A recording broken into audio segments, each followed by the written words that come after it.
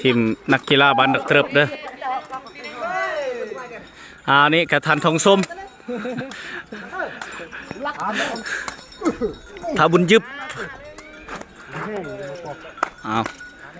ผู้นี้พอยิบตีเตเตลเด้อโซเคลมนี่กะพอจุ่ม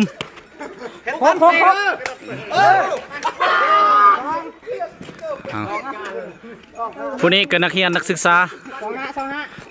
นี่กะลูก2 คนและเท้าสลับทอน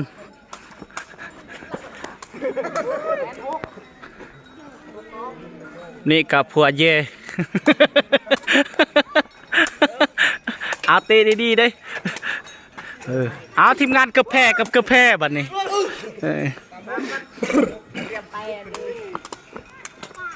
นี่คือบ้านเกิดข้าพเจ้าเองเนี่ยแต่ว่าอยู่บ้านจิกิต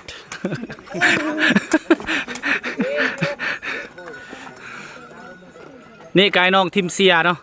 ทีมเสียประตูประมาณนะทีมเสียกระโตวายนะ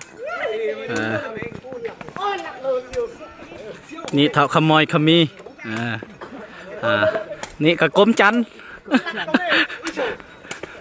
บ่าวกระดูกเล็กผู้นี้ขันขึ้นซอกเหมือนยาสบายดีสุนาเซียร์สุนาไซอายุจักปีแล้วเนาะมีคนสนใจแล้วนะผู้นี้กำลังเมียเราถือพาเนาะประมาณปี2 ปีโอ้ประมาณเดือน2 เดือนนี่แหละสิได้เห็นอุ้มลูกน้อยว่าซั่นแล้วก็อยู่แผนกศึกษาธิการและกีฬาแขวง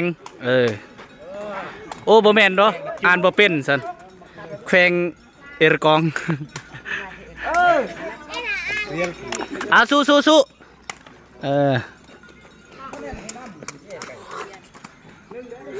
ทีมทึง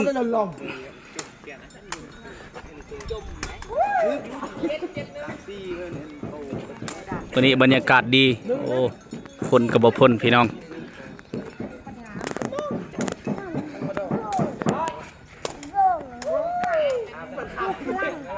มายิงเอา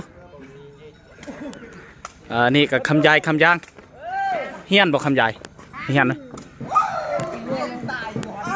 พอแห้งตีห้องยังแหละห้องยังแหละป.1ซื้อในได้ลูกไผ่